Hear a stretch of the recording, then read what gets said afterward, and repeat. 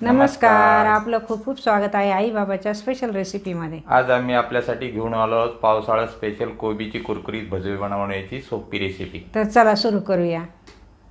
पावसाळा सुरू झाला आहे, सगळ्यांनाच भजी खाण्याची इच्छा होते, तेव्हा आम्ही आज आपल्यासाठी एकही थेंब पाणी न वापरता बनवणार आहोत कोबीची कुरकुरीत भजी। ही भजी बनवण्यासाठी आपल्याला लागणार आहे थोडासा कोबी, 1 चमचा ओवा, 1 चमचा जिरे आणि 1 वाटी बेसन। जसे आपण कांद्याचे भजी बनवतो तसेच आपण हे कांद्याचे लांब लांब काप करून घेतो, तसेच आपण कोबीचेही लांब लांब काप करून घेऊया। हा कोबी असाच आपण सर्व चिरून घेऊ। तुम्ही पाहू शकता आपला सगळा कोबी कापून झालेला आहे, आपण त्याचे लांब लांब काप करून घेतलेले आहे। तुम्ही असेच लांब काप करून घेऊया। यामध्ये आपण 1 चमचा ओवा टाकूया, 1 चमचा जिरे टाकू, चिरलेली कोथिंबीर टाकू, 1 वाटी घेतलेले हे बेसन आहे टाकू, चवीनुसार तिखट टाकूया, चवीनुसार मीठ टाकूया। आता हे सर्व मिश्रण आपण सर्व चांगलं एकत्र करून घेऊया। यात एकही थेंब पाणी टाकायचं नाही, हे सर्व आपण असंच चांगलं हाताने कस करून घेऊन हे मिश्रण एकत्र करूया। पाणी न टाकल्यामुळे कोबीचे भजी हे खूपच कुरकुरीत होतील आणि ते खाण्यासही खूप टेस्टी लागतात।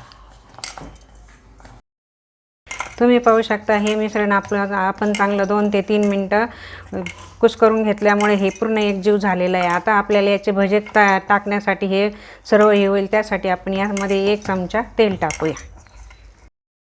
आपण यामध्ये आता 1 चमचा तेल टाकू। तेल टाकल्यामुळे हे पीठ सर्व आपलं चांगलं एकत्रित होईल आणि आपल्याला भजी कढईमध्ये व्यवस्थित टाकता येतील।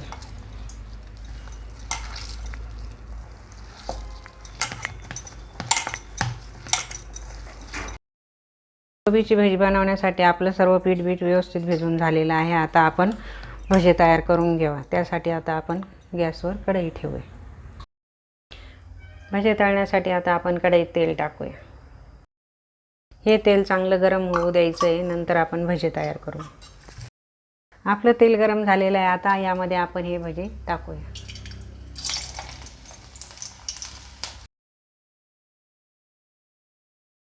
तुम्ही पाहू शकता भजी तेलात टाकताच किती छान फुगत आहे आणि किती छान ते खरपूसही होत आहे। आपण यामध्ये कमीच बेसन वापरलेलं आहे, कारण आपण ही कोबीची भजी खूपच कुरकुरीत आणि टेस्टी लागतात, त्यासाठी आपण ही कुरकुरीत होण्यासाठी आपण बेसनाचा वापर कमी केलेला आहे। तुम्ही पाहू शकता ही भजी किती कुरकुरीत दिसत आहे आणि त्याला कलरही किती छान आलेला आहे। अशी सगळी भजी आपण तळून घेऊया।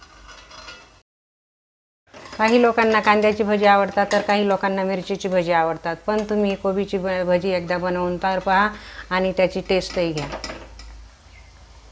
आपली सर्व कोबीची भजी तयार करून झालेली आहे। आता ती तुम्ही तुमच्या कुटुंबाला टमाटा सॉस बरोबर सर्व करू शकता। तुम्ही पाहू शकता ही आपली भजी किती कुरकुरीत दिसत आहे। ही भजी पाहून तुमच्या तोंडाला नक्कीच पाणी सुटलं असेल, तेव्हा तुम्ही एकदा तरी ही ट्राय करा। आम्हाला विश्वास आहे कोबीची कुरकुरीत भजी बनवण्याची रेसिपी तुम्हाला खूपच आवडली असेल, तर लाईक करा, शेअर करा आणि आमच्या चॅनलला सबस्क्राईब करा। धन्यवाद।